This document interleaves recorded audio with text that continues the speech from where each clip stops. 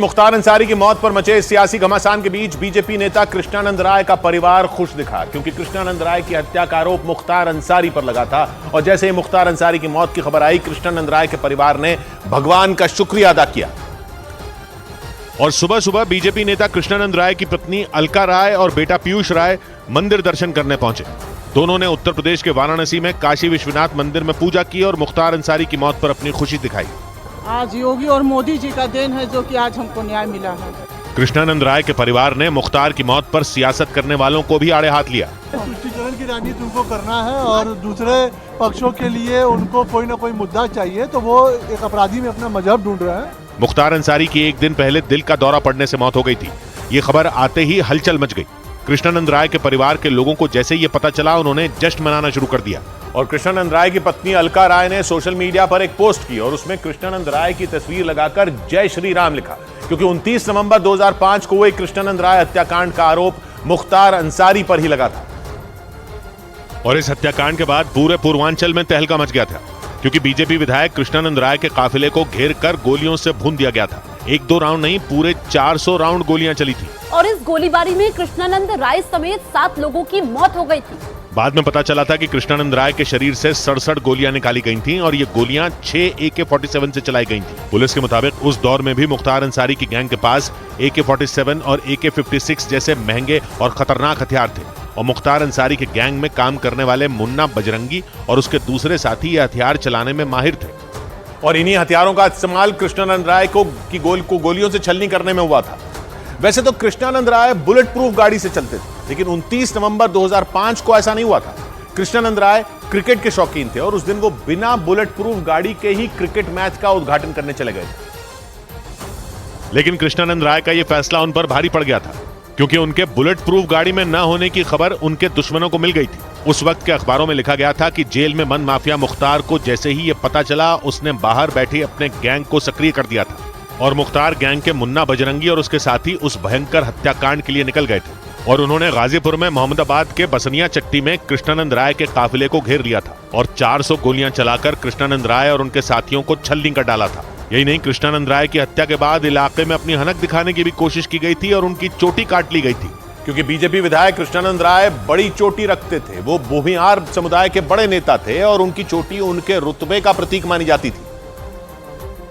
और कहते हैं कि मुख्तार अंसारी और कृष्णानंद राय के बीच भी रसूख की लड़ाई थी और इसीलिए कृष्णानंद राय की हत्या के बाद मुख्तार के एक गुर्गे ने उनकी चोटी काट ली थी। इस हत्याकांड के करीब 15 साल बाद एक ऑडियो वायरल हुआ था।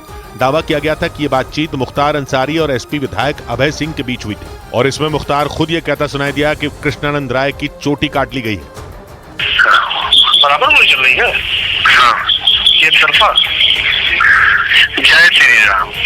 अच्छा, ओके। हेलो। हाँ, काट ली। ठीक है, मुट्ठी में।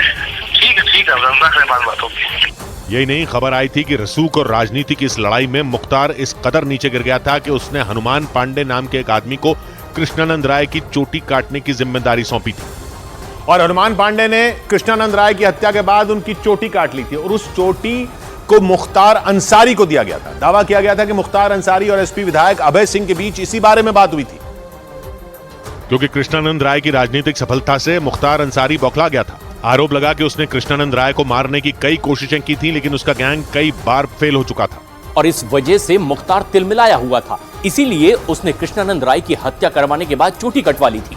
और इस काम की जिम्मेदारी उसने जेल के अंदर मिले राकेश पांडे और हनुमान पांडे को सौंपी थी। तब के अखबारों में लिखा गया था कि राकेश पांडे जेल में मुख्तार की खूब सेवा करता था और खूब पूजा पाठ करता था, इसलिए मुख्तार ने उसका नाम हनुमान पांडे रख दिया था और उसे कृष्णानंद राय की चोटी काट कर लाने को कहा था। बाद में हनुमान पांडे की एक पुलिस मुठभेड़ में मौत हो गई थी, लेकिन मुख्तार अंसारी ने दलील दी थी कि उस हत्याकांड के समय वो जेल में था, इसलिए उसका उस मामले से कोई लेना देना नहीं था। लेकिन कृष्णानंद राय के परिवार को इस बात पर यकीन नहीं था। कृष्णानंद राय के परिवार ने कई साल तक न्याय की लड़ाई लड़ी थी। कृष्णानंद राय और मुख्तार के बीच दुश्मनी इस वजह से शुरू हुई क्योंकि उन्होंने उत्तर प्रदेश के गाजीपुर में मुख्तार अंसारी के किले को ढहा दिया था और उत्तर प्रदेश के गाजीपुर के मोहम्मदाबाद में मुख्तार अंसारी के भाई अफजाल अंसारी को हरा दिया था। इससे पहले मुख्तार के भाई अफजाल अंसारी गाजीपुर की मोहम्मदाबाद सीट से चुनाव जीत रहे थे और मुख्तार का मऊ सीट पर प्रभाव था, जहां मुस्लिम समुदाय की आबादी काफी थी। और माना जाता है कि इसलिए कृष्णानंद राय ने मोहम्मदाबाद से चुनाव लड़ने का फैसला किया, क्योंकि मोहम्मदाबाद में मऊ की तुलना में मुस्लिम आबादी कम थी। और माना जाता है कि कृष्णानंद राय को इसी बात का फायदा मिला था, क्योंकि 2002 के विधानसभा चुनाव में उन्होंने अफजाल अंसारी को हरा दिया था और कृष्णानंद राय गाजीपुर की मोहम्मदाबाद सीट से विधायक चुने गए थे। लेकिन कहते हैं कि मुख्तार अंसारी को यह बात हजम नहीं हुई थी, क्योंकि कृष्णानंद राय ने उनके गढ़ में आकर चुनौती दी थी और चुनाव जीत गए थे। इसी के बाद मुख्तार अंसारी और कृष्णानंद राय की दुश्मनी बढ़ गई थी। और कहा जाता है कि मुख्तार कृष्णानंद राय के खून का प्यासा हो गया था और वो किसी कीमत पर उन्हें अपने रास्ते से हटाना चाहता था। क्योंकि वाराणसी में एसटीएफ चीफ रहे पूर्व डीएसपी शैलेंद्र सिंह का कहना है कि मुख्तार अंसारी ने 2004 में ही कृष्णानंद राय की हत्या करने का प्लान बना लिया था। और इसके लिए वो सेना के एक भगोड़े से चुराई गई लाइट मशीन गन भी खरीदने वाला था, क्योंकि कृष्णानंद राय बुलेट प्रूफ गाड़ी से चलते थे और केवल लाइट मशीन गन ही उनका सुरक्षा घेरा तोड़ सकती थी।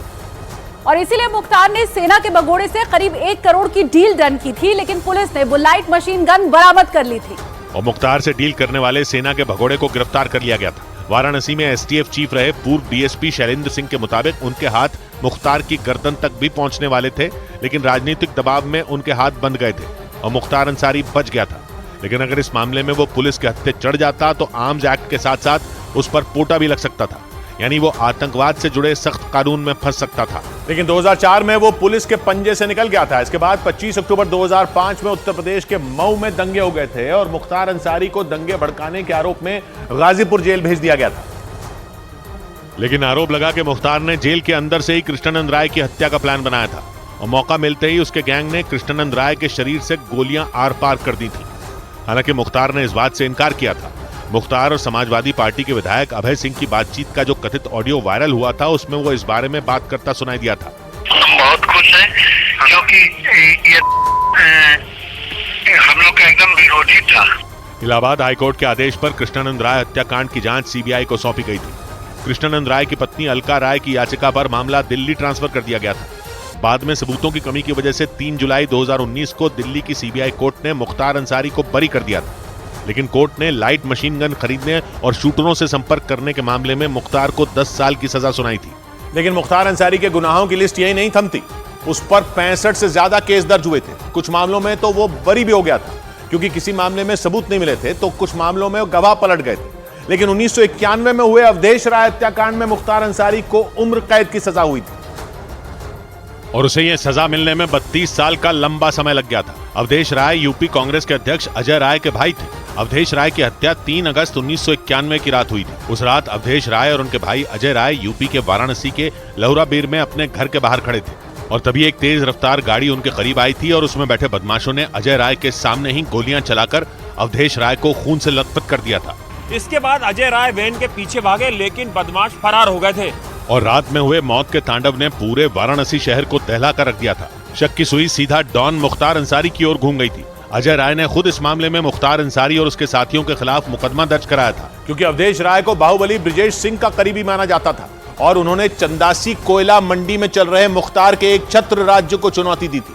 मुख्तार गैंग पर यूपी के मुगलसराय की चंदासी कोयला मंडी में वसूली करने का आरोप लगा था और अवधेश राय ने मुख्तार गैंग के वसूली के काम में अड़ंगा डाल दिया था। कहा जाता है कि इस दुश्मनी को हवा इसलिए भी मिली थी क्योंकि अवधेश राय को ब्रिजेश सिंह का करीबी माना जाता था और ब्रिजेश सिंह और मुख्तार अंसारी के बीच 36 का आंकड़ा था। गैंग वॉर तक हो चुकी थी और इसी दुश्मनी के बीच अवधेश राय की एंट्री हुई थी और मुख्तार अंसारी उनका भी दुश्मन बन गया था, क्योंकि चंदासी कोयला मंडी के कामकाज में अवधेश राय ने टांग अड़ा दी थी। ये मंडी यूपी के मुगलसराय में है। मुगलसराय उत्तर प्रदेश के चंदौली जिले में है, लेकिन वाराणसी के नजदीक है। और कहते हैं कि वाराणसी के रहने वाले अवधेश राय ने चंदासी कोयला मंडी में मुख्तार गैंग के लोगों को रोकना टोकना शुरू कर दिया था और ये बात मुख्तार गैंग को बर्दाश्त नहीं हुई थी, क्योंकि मुख्तार अंसारी पर चंदासी कोयला मंडी से वसूली करने का आरोप लगा था। तब के अखबारों में लिखा गया था कि मुख्तार गैंग को इस वसूली से अच्छी खासी आमदनी होती थी।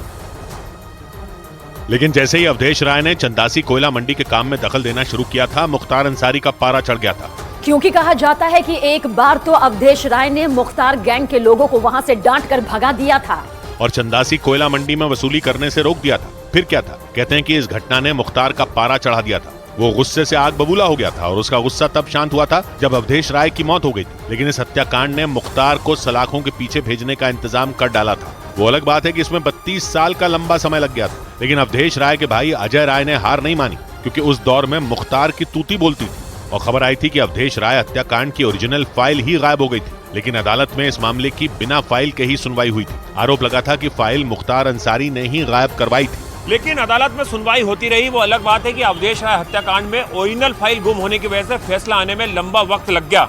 लेकिन आखिरकार सुनवाई पूरी हुई और अदालत ने 32 साल की कानूनी लड़ाई के बाद मुख्तार अंसारी को उम्र कैद की सजा सुनाई थी। इस बीच अखिलेश